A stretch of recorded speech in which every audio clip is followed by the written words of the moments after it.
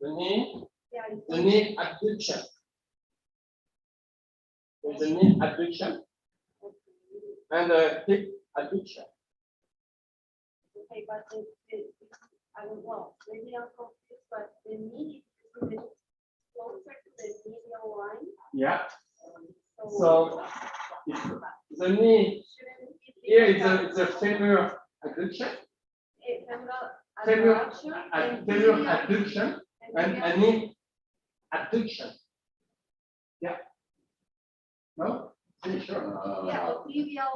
I would say tibial abduction. Oh no, I can. Yeah, but I said knee. Yeah.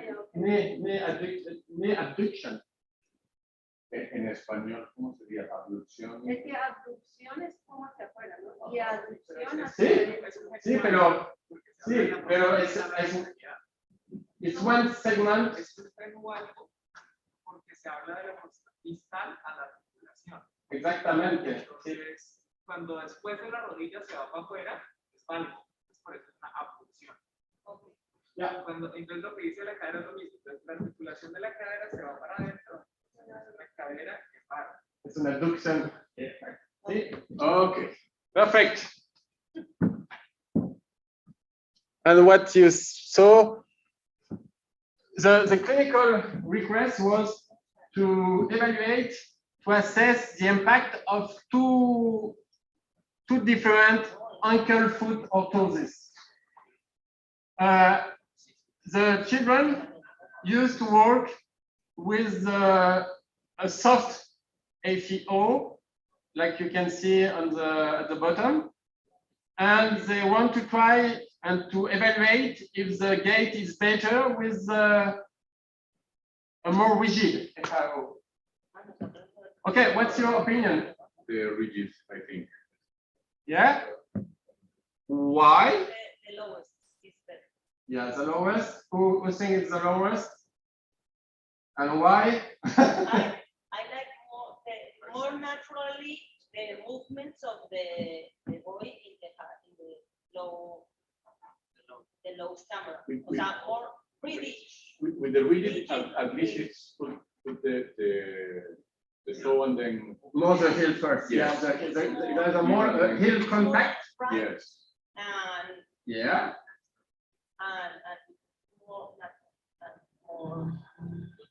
more empowering. Yeah, the other one is more. You are like a motion capture system. You know all what's happened. But in the house, he moved more. The knee part was more.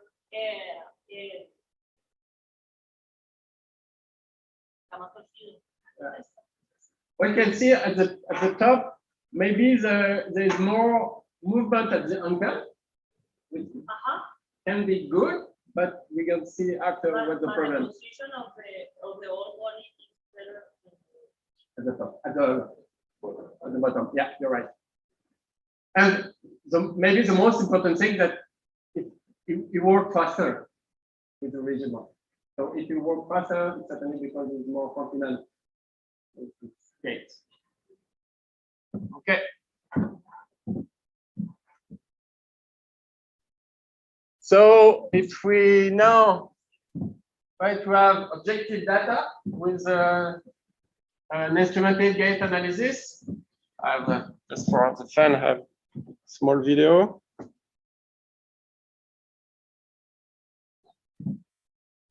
So if, of course, it's the only thing we have to see is the graph on the right.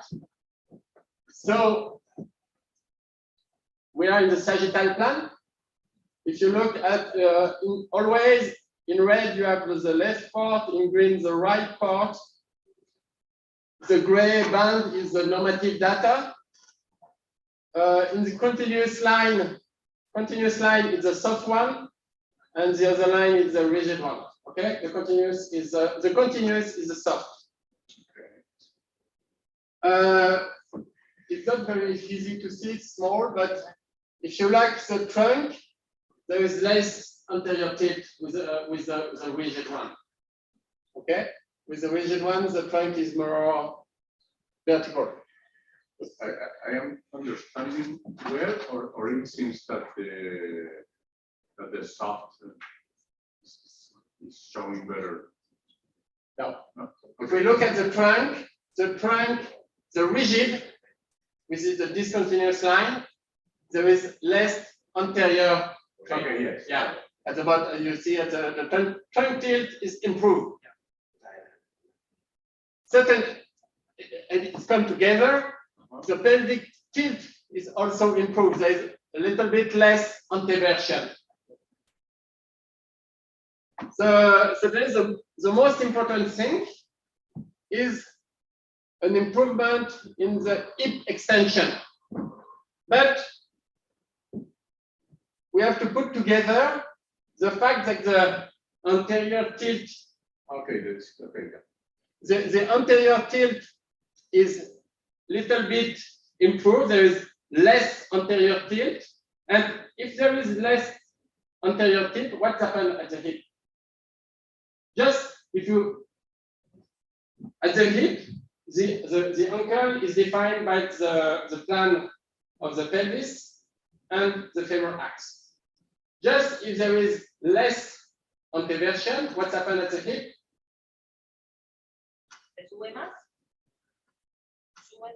No, just if I stay in this position, with the pelvis is like that, in excessive anteversion. If there is less anteversion, what's happened at the hip?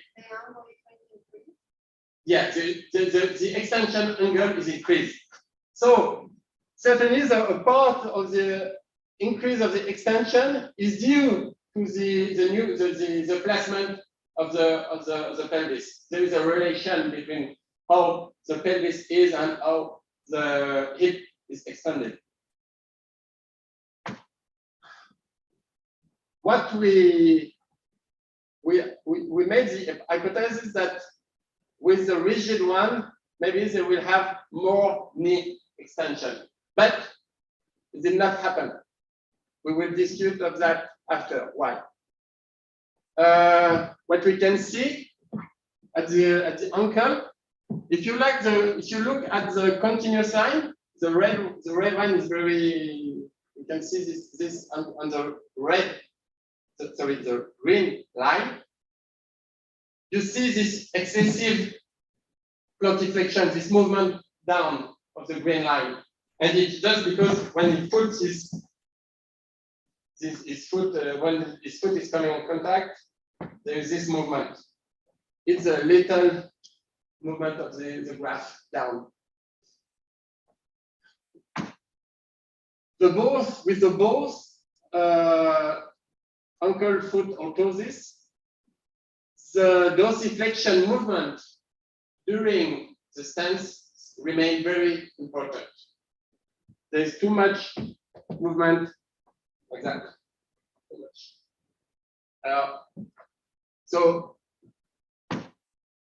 the question can be: is the rigid one is enough rigid?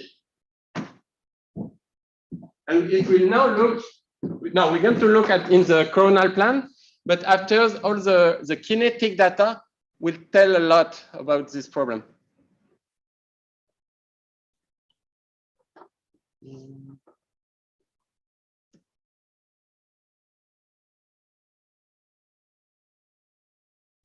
Okay. Just before we focus on the coronal plan. So you see with the soft orthosis. Oops, sorry. My video, it works.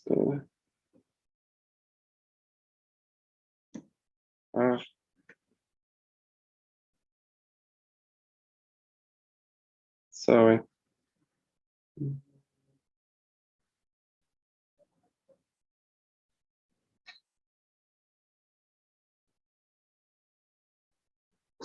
Okay. Sorry.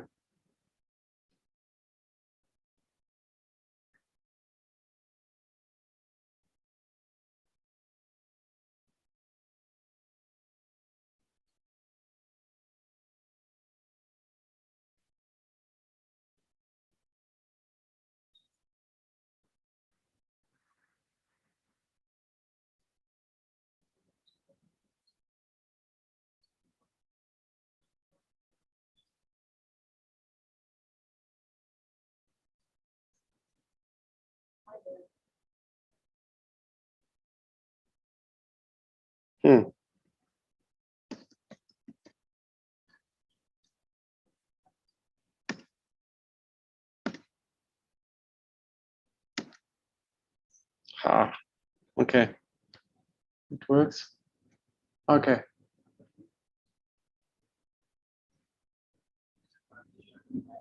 Okay.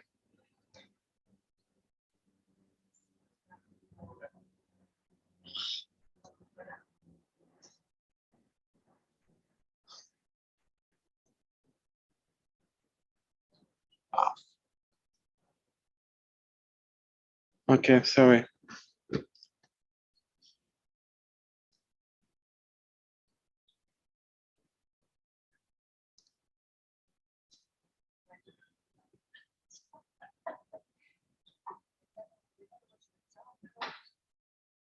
Okay. Sorry for that. Okay, so in the coronal plan, what we can see, there is the gate there's more balance with the rigid one. It's really clear. He stays on his line, really more than with the soft ankle foot orthosis.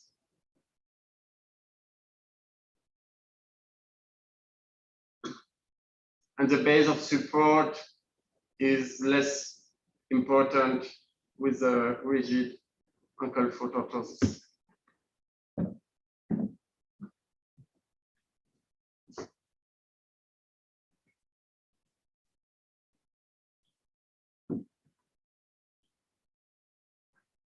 Okay, and I think that the most important thing is about the trunk obliquity. The trunk obliquity, so this movement in the coronal plan is reduced with the rigid ankle foot orthosis. We also have a decrease of the pelvic obliquity a little bit, and on the left side, sorry, the right side, there is less hip adduction.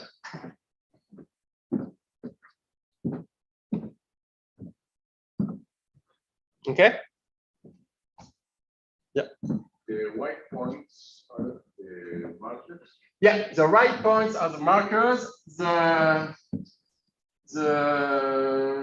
line in purple is the segment with calculated joint centers, based on the kinematic models that I presented last week, the conventional gait model. So there is the tibial segment, the femur segment, the pelvis, and there is a coordinate system attached to each segment. But as you can see with this model, the foot is just one thing. But there is other model, the Oxford foot model, which can subdivide the foot in different two or three parts. But it's hard to implement in clinic because you have to put a lot of markers, and it's not very reliable.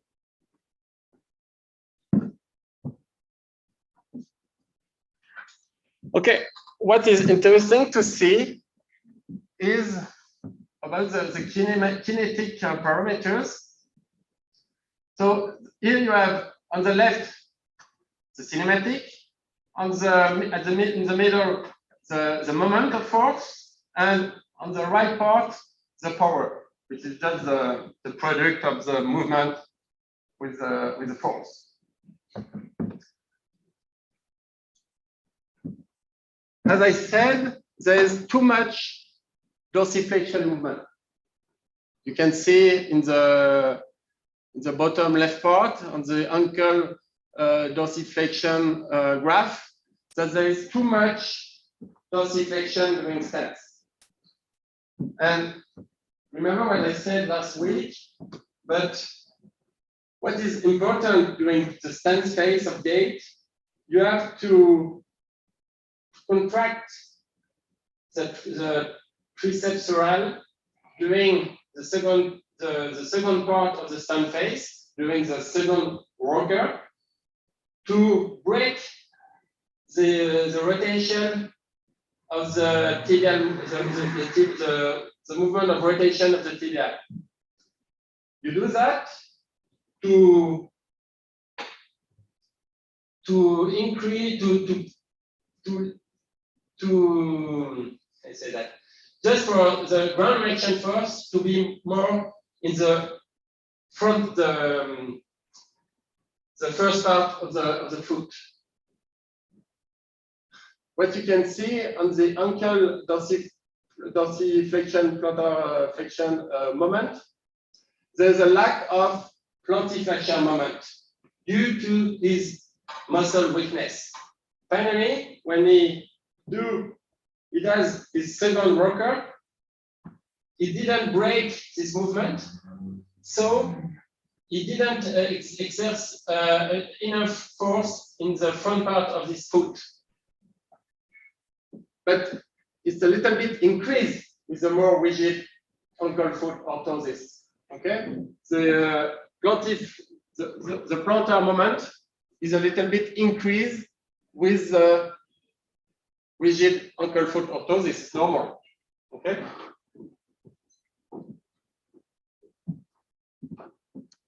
If you look at what happened at the knee,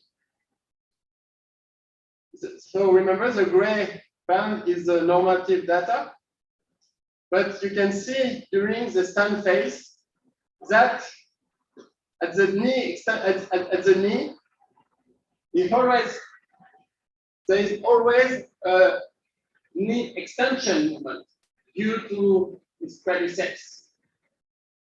But normally, if you have enough plantar flexion moment, the ground reaction force shifts forward the foot and will produce a knee extension moment. So you don't have to exert a knee extension moment due to this mechanism that I presented last week. And finally, what we can say that maybe the rigid orthosis remain not enough rigid to make this mechanism works. Okay. But what is good with this orthosis is that the ankle power during the push-off is largely increased with a more rigid ankle foot orthosis. And it's really a key parameter of gait efficiency. As I presented last week on the video, you see a video, a robot who working. It was a passive robot, except at the knee, at the ankle. Sorry, the only input of energy come at the ankle in this robot, and it's enough to have like a human gait. So it's really a key parameters for gait efficiency. The produce of power at the ankle, and it's increased with this ankle foot orthosis, the more rigid one. Yeah. If you look, the other test we did very routinely is a quite standing test. We ask the children to stay as immobile as you can, and we look at his oscillation just with the center of pressure.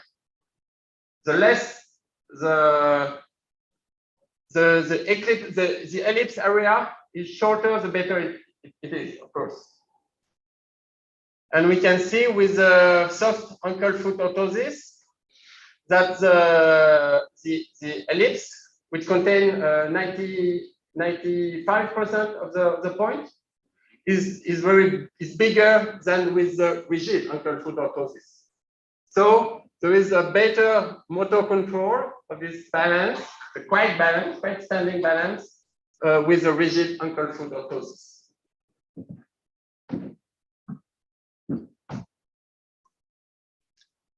If we look at the spatio-temporal gait parameters, I think that the most important things, there's quite a little bit different of when the foot off come, but the very important thing is the time of single support. If you look at this time, the time of a single support is shorter with the soft than with the rigid. And when you have a gait impairment, you increase your double support phase. And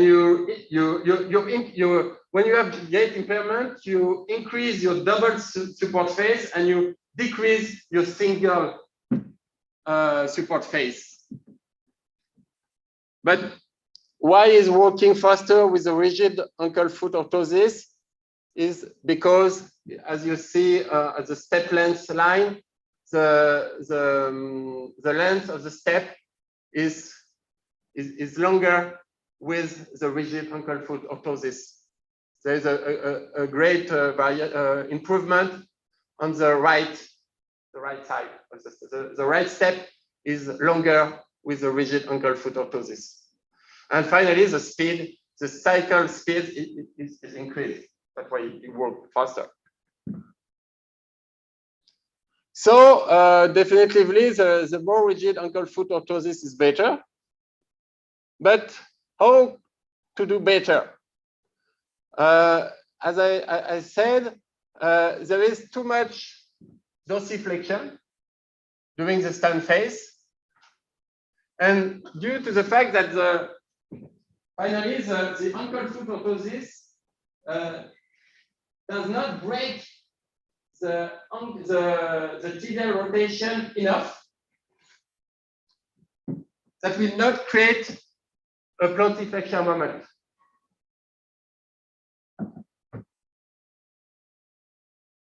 But if we increase this plantarflexion moment, if we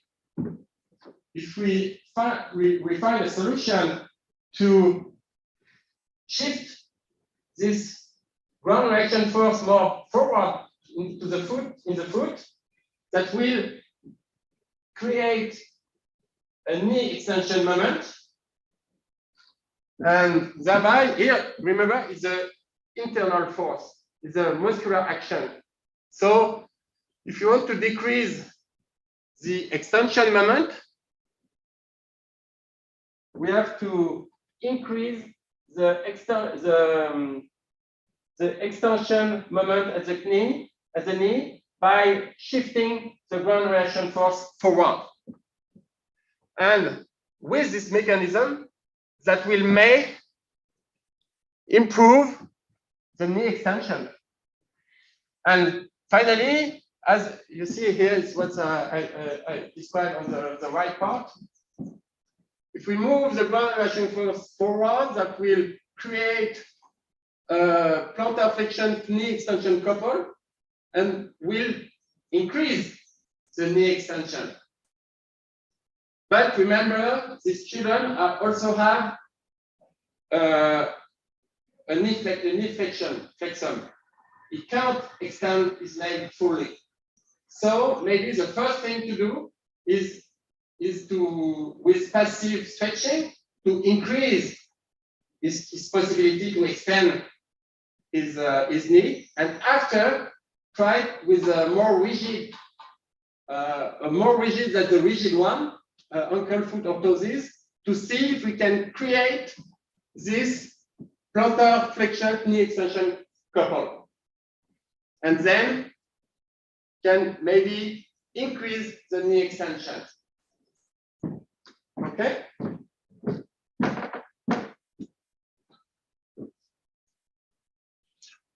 Questions?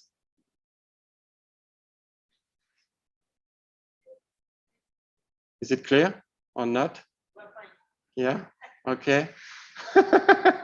So now I move to the second case study. In this one, it's very clear that this problem is muscle weakness. And finally, we want to improve how the ankle will interact with the ground. So I present Helen with a diplegic cerebral palsy. It's a very complex gait disability. With cerebral palsy, you know, there is a muscle weakness, there is muscle spasticity, there is muscle retraction, and bones deformity. It's a lot. So it's difficult to see what is the real problem. She's an adult. Usually, there's not a lot of treatment that are made in adults. There's a lot of treatment in children, in adolescents, but less in adults. But she came at the laboratory. We did a clinical gait analysis, and okay, what can still be done to improve her gait? So what you can see, oh, you have still the solution. So there is if you look at the right, in the sagittal plane, the right knee, there is a clear knee hyperextension. There is a left flexed knee. So there is the right leg is fully extended. The right lower extremity is fully extended. The left one remains flexed with a knee flexion, hip flexion, knee flexion, ankle flexion. Some dragging. Like dragging the hip. Yeah. There's not enough clearance with the floor. Yeah. And there is on the left, more on the left, there is a 4-foot strike, but on the right also, there is a 4-foot strike on the left and right part, on the left and right side. What you see? What can we see in the coronal plan? What can you see in the coronal plan? On the right. Yeah. Oh, yeah. Interesting. What you see, Andres? The knee is like. Okay. Is the knee a valgus at the knee? You see a valgus at the knee? Is there a valgus on the knee?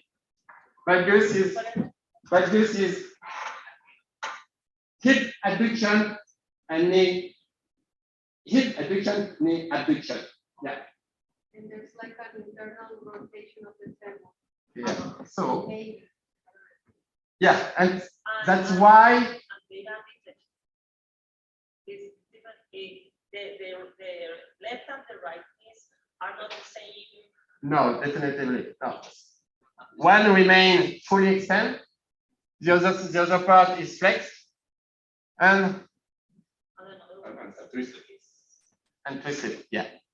But what is difficult to see on a video, if you look at the left leg, and that's why clinical gait analysis is very interesting. So we can make the difference between rotation with knee flexion or a bad gum. Is it a hip internal rotation with knee flexion, or is it a hip adduction and knee adduction, so result in a knee bad gum? It's hard to see on the video. Okay, so we will see. Yeah, question? No? So for the left part, okay, now if you look at, and there is on the left part, there is forefoot contact, very important. But she has ankle foot orthosis on this left part, just to improve a little bit at the left ankle. If you look at the right leg, the two in, you see a two in, okay? On the right part, we can hypothesize that the two in is due to hip internal rotation. Maybe also in the both sides, it's due to the internal hip rotation.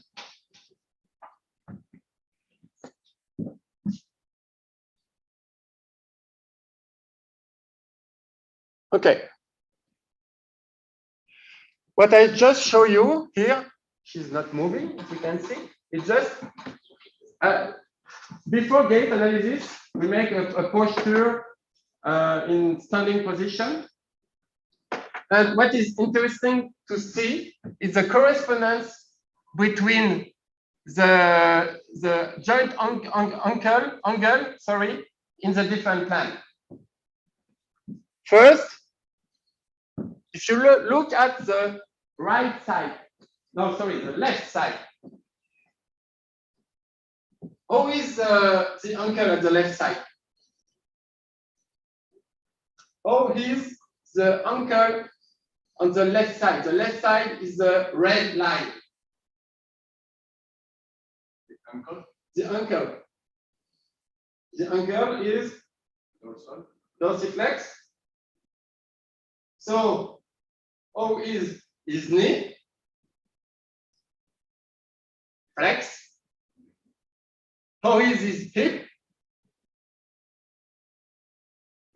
Flex. Because if you have an ankle dorsiflexion, you automatically have a knee flexion and a hip flexion. And that's what we see between these three graphs. And there's also, but it's not due to the flexion, but there's also hip anteversion, pelvis anteversion. But if you look at the right side, there is no really dorsiflexion, a little bit. There is a knee hyperextension, and the hip remain at 0. So it's very difficult for me to stay in this position. But what that position can result in the coronal plan? If you have one leg fully extended and the other flex. Look at the graph.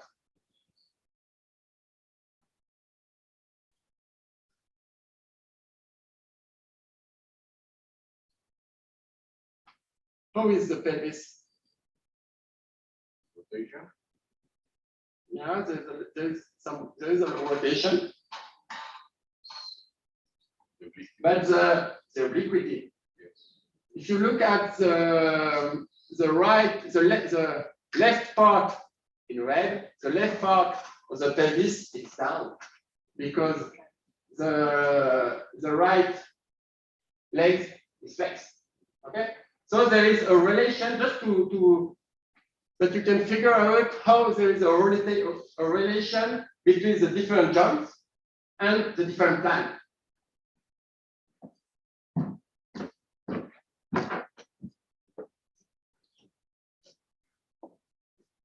So the pelvis is down in the left due to the left flexion of the leg, the flexion of the leg of the left leg, and there is also adduction. Okay? Hip adduction. So, oh yeah, okay. Finally, if you look at the hip rotation, both hip have an internal rotation, and we have internal. It's a foot progress, but it just it's not in movement, so there is a two rim. Okay, so this is the basic relation that we can see between joints and planets. There is some others, but I will stay on these relations first.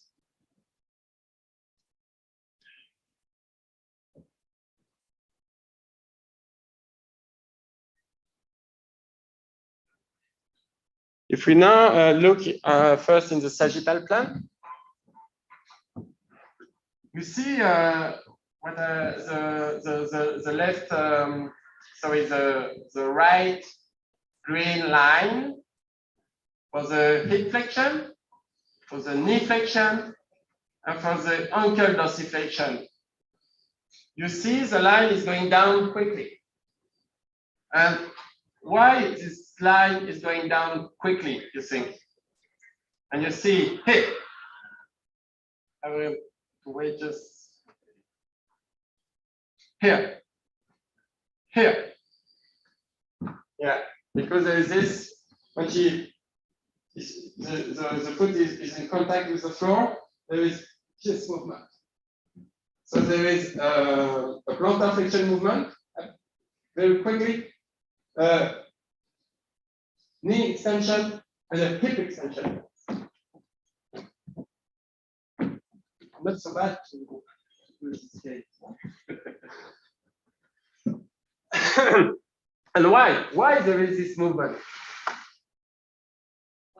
Why there is this movement? Why is this movement? Biomechanically.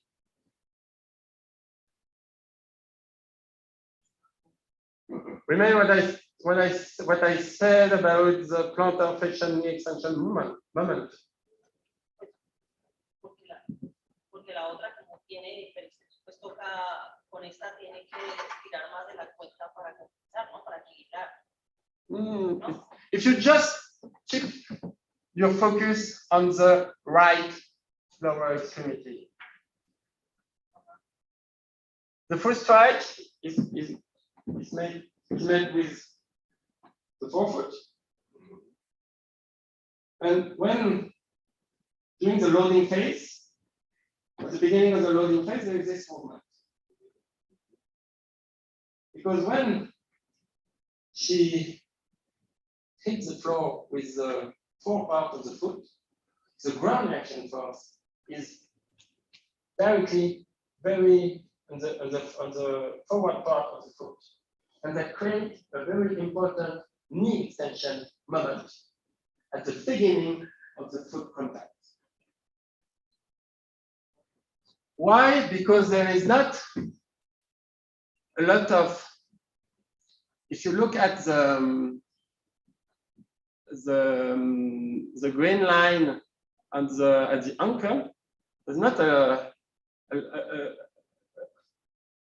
great movement. When she comes with the forefoot, she creates a knee extension moment because there is not less, there is too much, the joint is too stiff. The can't rotate its tibia forward. So that creates a very important ground reaction force at the far from the ankle joint center, and that creates a great moment of force. So the spastic muscles are in the lower leg? Yeah, so it can be because when she makes a contact, due to spasticity, the muscle contract. So they stay a little bit with a lot of plantar moment. But it can also, because there is she's an adult, so there is a lot of muscle retraction also. And it's just maybe because certainly there is spasticity. But if the muscle is shorter, they can't have this movement. If you try to work with skiing? No. If you try to work with ski shoes, very hard to work like that, because you can't make this movement. And if you don't do this movement, the ground reaction force is always on your toes, and that creates a big extension at the knee. Okay, and that's certainly what's happened with this woman. If you look, is it spasticity? You can see that at the gastrocnemius activity on the top right, there's maybe the activity is coming too fast at the beginning of the gait cycles, but there's not a lot of muscle activity. There's not a lot of electric cinema. Is it tricep retraction? I think. And it can, finally, you can also make the hypothesis that there is an early voluntary activation to compensate for quadricep weakness, because maybe she can't do this small movement due to muscle weakness. So they want to keep their femur and the tibia aligned.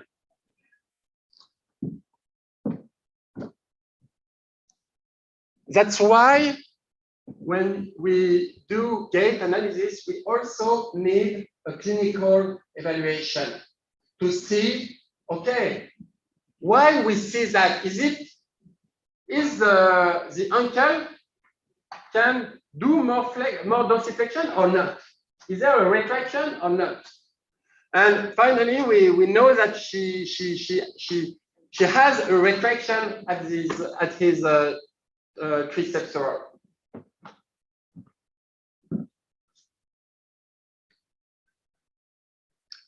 If we now look in the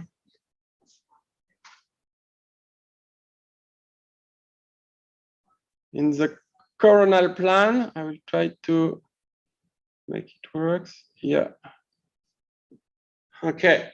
And we have the answer of, is it a valgus or is it a hip rotation with a knee flexion? Okay. First, we find what we saw in static position, that the pelvis obliquity is down on the left part due to the leg flexion.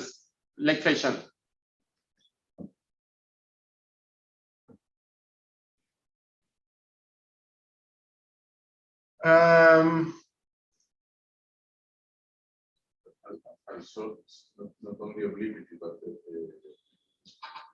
flat part left. The pelvic obliquity. It's always oblique. Yes. Yeah, it's always. It's not, there is no obliquity up and down on the both sides. They're just down. They stay down on the right side. This, due to the fact that there is. Okay. No. Yeah. I'm going to move in the pelvic rotation just to answer to the question: is there is it a valgus or is it a internal hip rotation with excessive knee flexion on the left legs? It's the most interesting question we have for this case, and we can see that both hip are really lot hip internal hip rotation, and the foot progress angle is internal also. And if you look at the left knee, no, sorry, the right knee, the green line, there is no really important internal rotation. It's just in the right knee, the femur and the tibialis are well. There's no internal or external rotation. So we can say that there is no valgus at the left. Oh, so it's yes. No, sorry. Red is left. Yeah, red is left. Sorry. Look at the left knee. The red line. The red line is there is a small external rotation.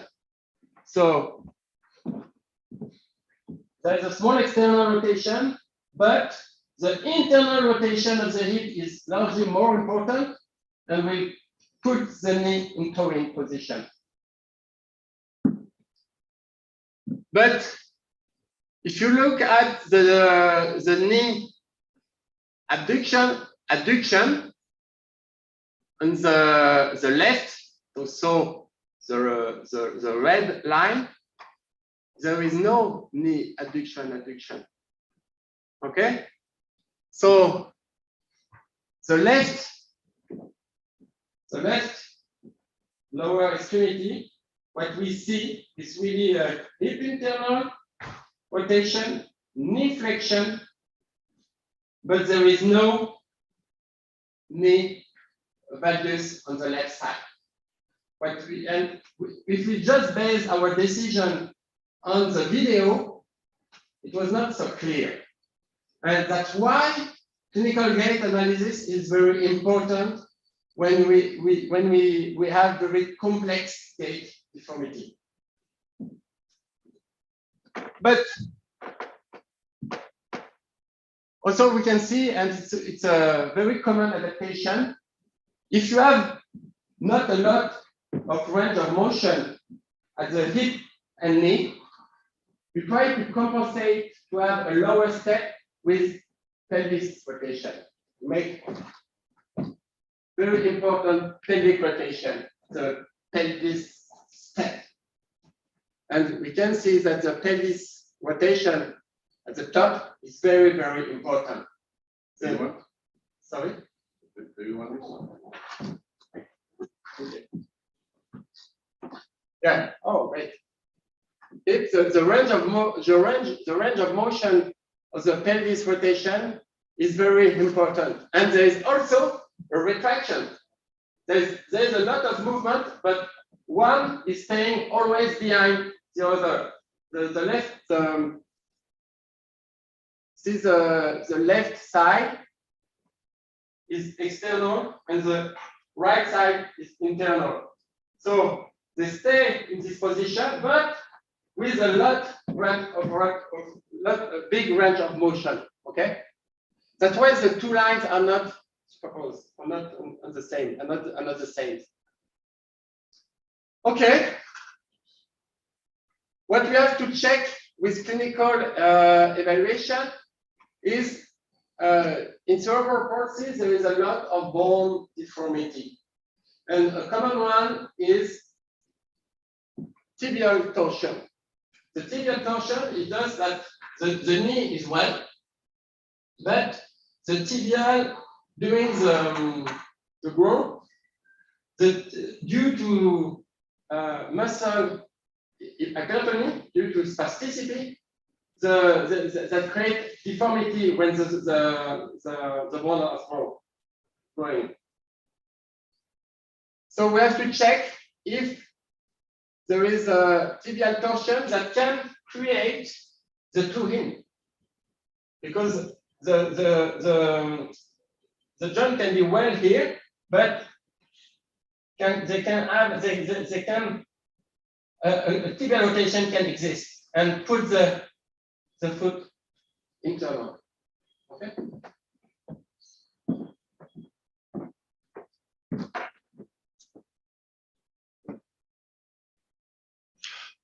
Okay. I can stop there, I think. Is there questions? Yeah, you didn't say if you can improve the case in a way. Yeah. So what do you think? How we can improve this? What is the most important thing that we can do?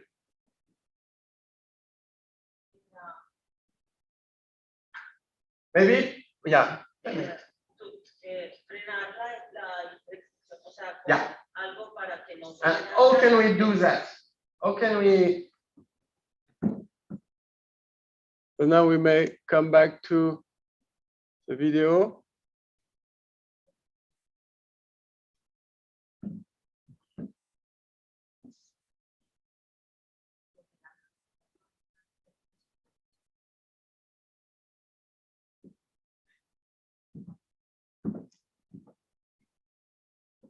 So how can we improve that?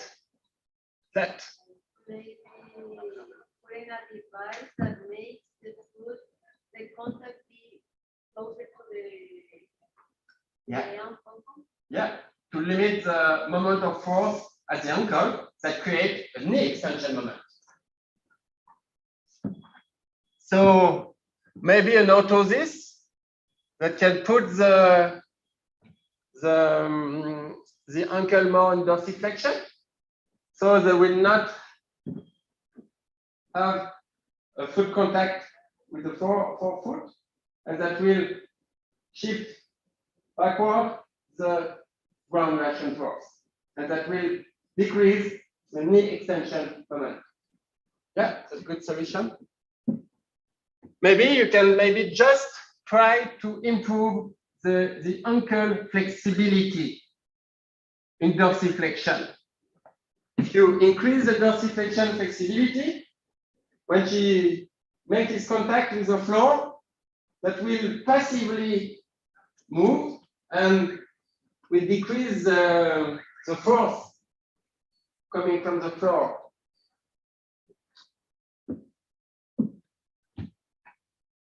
Here, see, here. That's what we plan to do. And what's the problem? The most important problem in the corner gland? Hip internal rotation. So maybe you can try with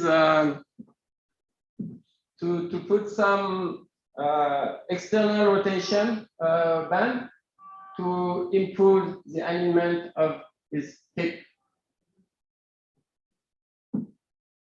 But before to try some band exists you can put band and then strap back just to try to increase the external rotation. But before doing that, you have to be sure that the muscle are more enough flexed. And is it possible to with band to try to rotate externally the hip? But if there is a muscle problem, the back cannot be worse. Affected. Yeah, but the problem with an adult is there is a lot of retraction, and the muscle is coming shorter and shorter, and there is a lack of flexibility. So before trying to do something, we have to be sure that the position can be that the muscle are enough have enough length to adopt this position.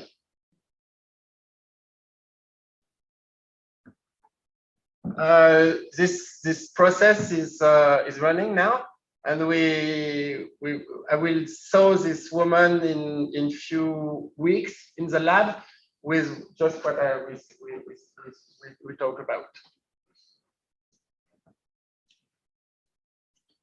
It's work in progress. Yeah, it's a work in progress. Yeah, it's just a new case we have at the lab. Okay. And with the this walking aid, the ground force, that's, I don't know. Yeah, that's a problem. I can't have the ground reaction force because you look at she pass on the first plate with the worker. So I can't have the ground reaction force just made by the foot. So when we have a working head, we can't do a kinetic assessment. Yeah, and that's an important limitation because we can't imagine that the worker will pass just exactly with the wheel in each side of the fourth plate, and she will work just on the fourth plate. It's not possible. Or try to identify the signal of the wheels to separate from the ground reaction force. Yes. Yeah, we can put constraint of George to assess the force on the worker, but clinically it's not very feasible. Okay. Yeah, because if she worked with another worker, then the one she usually there is adaptation that is not what she has doing this with this worker, this whole worker.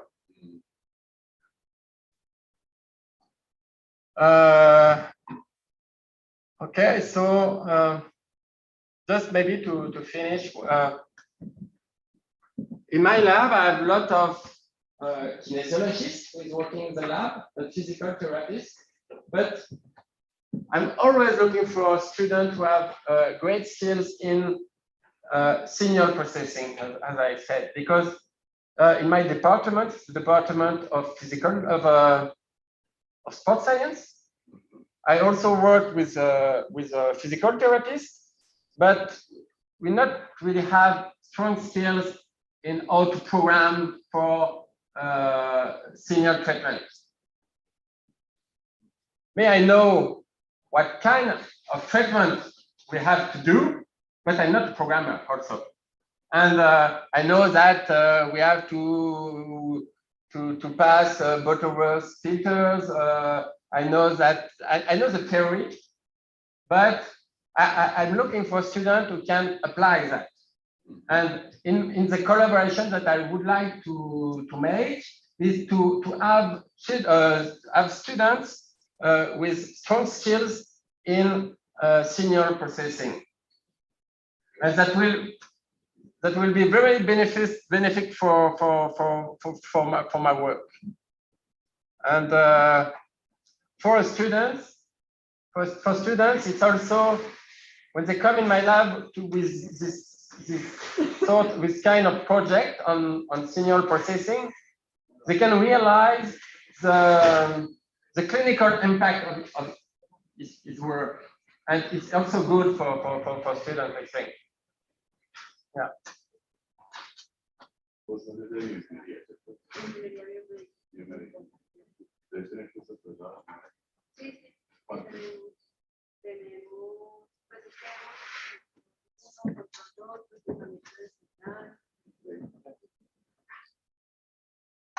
Yeah, I also work with a School of Engineering in Montreal, and but I'm not professor in this department, and sometimes it's somewhat difficult to have children from students from this department. I have a research assistant who has skills in that, but for some specific research project, I need students with skills in data processing. Yes, and programming skills, I guess that MATLAB, Python. MATLAB, Python, exactly. And mostly for the EMG signal. Because, for example, as I presented last week, we have a project on fatigue, and the fatigue is assessed by the EMG signal. But there's a lot of process, as I presented last week, to transform the temporal signal in frequencies and to highlight fatigue due to the, for example, the medial shift of the medial frequency, the shift of the medial frequency.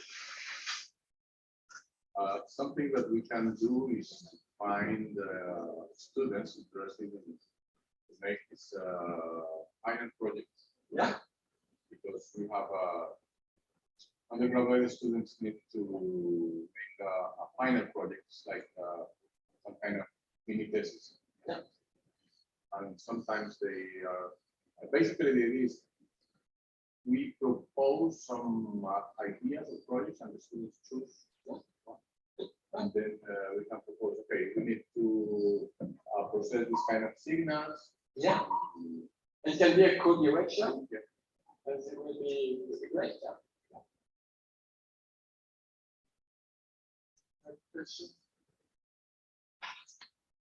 La idea es que ella pueda caminar sin ese caminador, porque ella siempre va a necesitar el.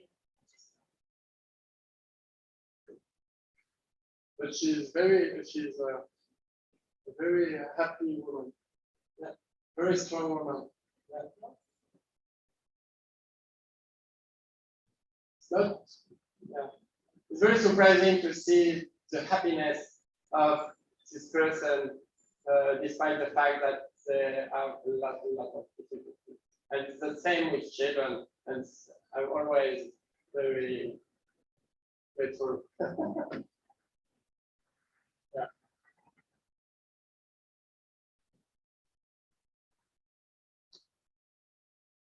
No, tienes bastante diverso.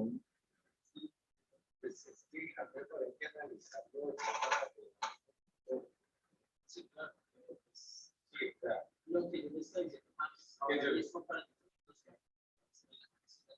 Yes, indeed. Ahí es cuando yo decía los LS, que yo decía, los LSDM, lo que pasa es que cuando le estaban mirando hacer la necesidad de la pero pues la información de lateral digamos en el orden. Yes. Yeah. Yes, because we are using the camera, so Yeah. we can only have a phone. But if you have project on gate analysis, Yes. we can also collaborate because, yeah, we can, for example, in the lab, I can also install a Kinetic camera. And I can have the 3D with the Vicon system, and you have the same with the Kinetic camera and compare. And you can compare with normal gate, because sometimes I need of control subject. Yes. It's a normal gate, and we can also try with pathological gate. That's another way. Yes, there is one idea to use LSTM networks. Yeah. To model the normal gate. Yeah.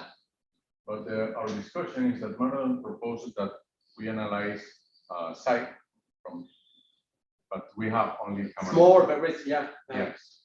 Yeah. That's the.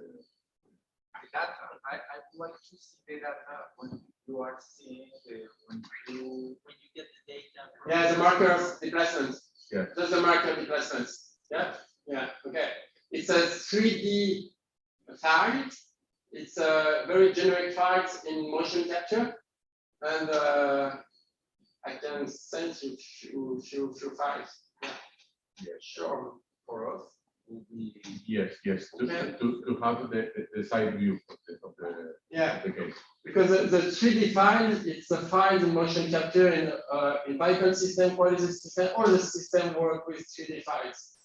And in these files, you have the marker displacement, but you also have the joint center, which are reconstructed. But you also have the force plate signals. You have all in the 3D files.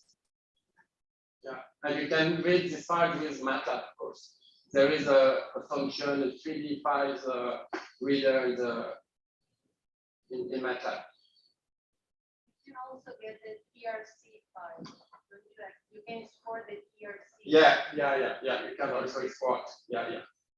But the more common is the 3D to work directly on the 3D files. Yeah.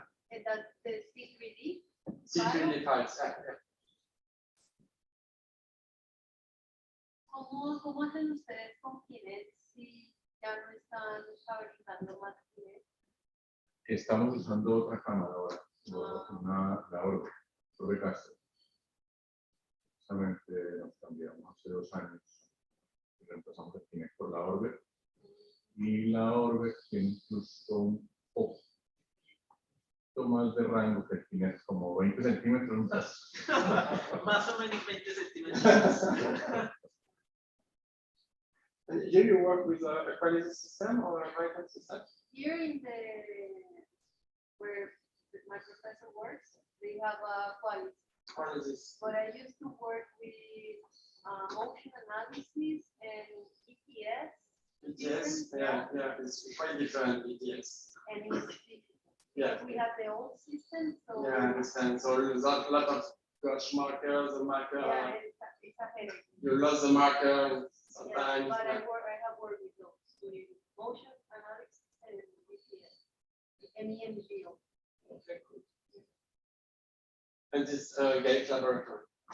Yeah, we have I was doing my PhD in Rio de Janeiro, in Federal University of Rio de Janeiro. And we have we made assessment of yoga postures. We also have a project on, I don't know how to say that in English. Hansenísis, como lepra, no sé cómo se dice. Lepra. Lepra. Okay. And we On have movement analysis? yeah, we do, because there's like a surgeon Yeah. that is transferring one ligament with one Okay, muscle, understand. Yeah. and we do the pre Wow. assessment and the post assessment. So, Okay. and there's also a project with taekwondo athletes. Taekwondo. Taekwondo. Okay. Wow. Yeah, like we would work with other things, and I'm working with wheelchair support.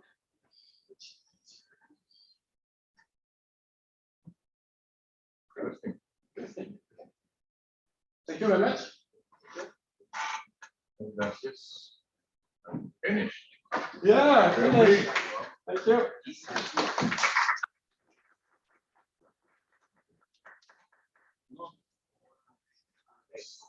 Señor. Es posible que no todos serían en su área de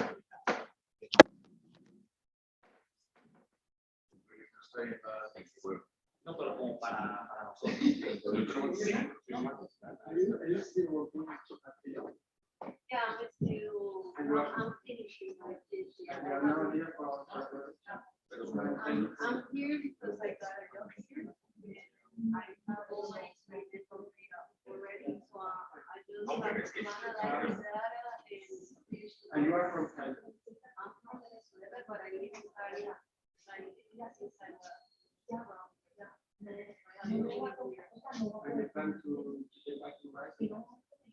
I will have to go back to get my test, but I don't know if I'm going to go back on my, because now I have like an opportunity to get a position there. And I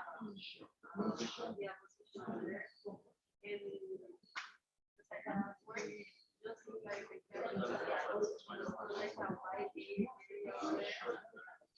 yeah, so I don't know where it works.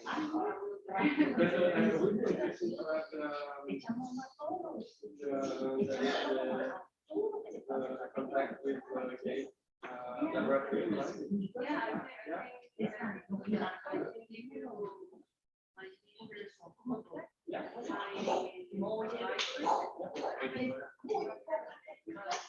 Maybe.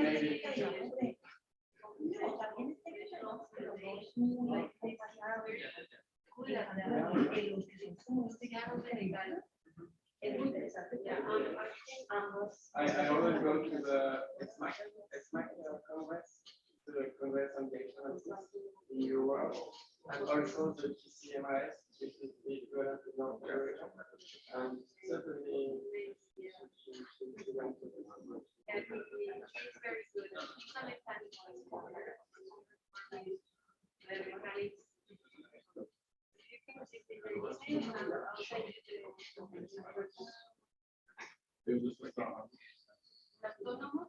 autónomo. Estoy dando una clase y pues, intentando ahí en el grupo de investigación.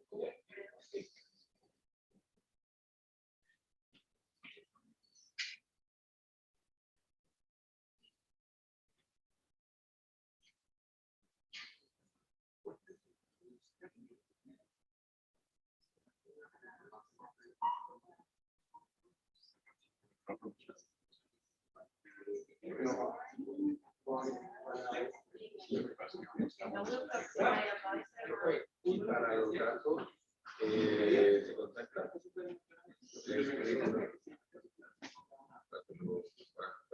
para analizar. Sure, the 3D data. okay.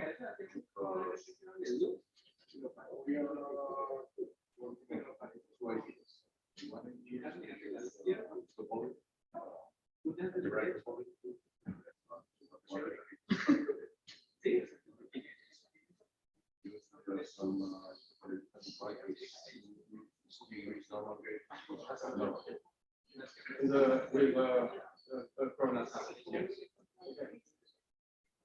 Also,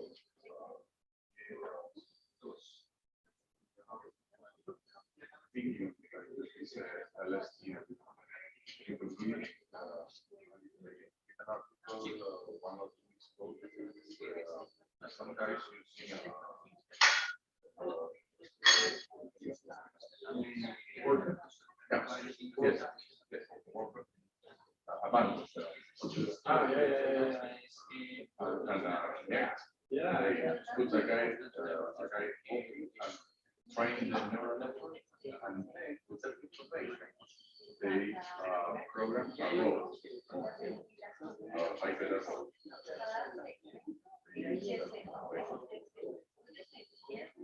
teach by the robot. Then I think that interesting use controls, train the use that information to compare.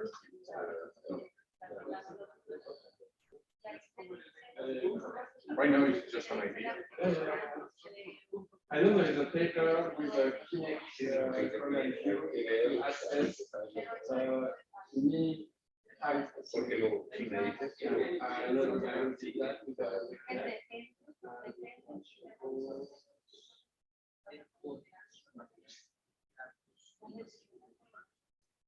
so I think the key problem is to find it.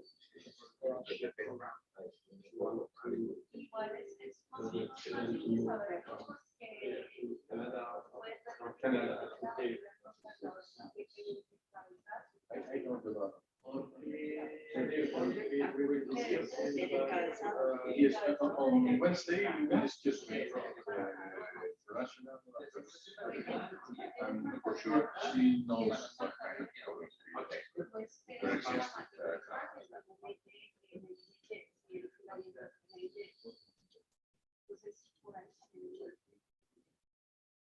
I know about some insurance programs.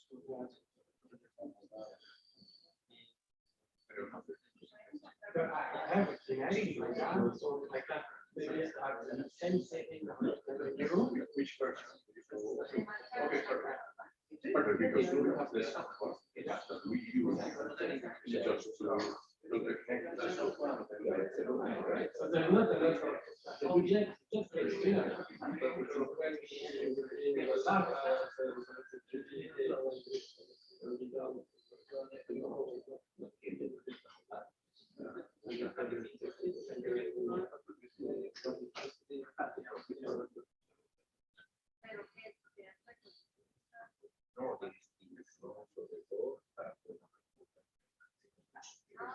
No,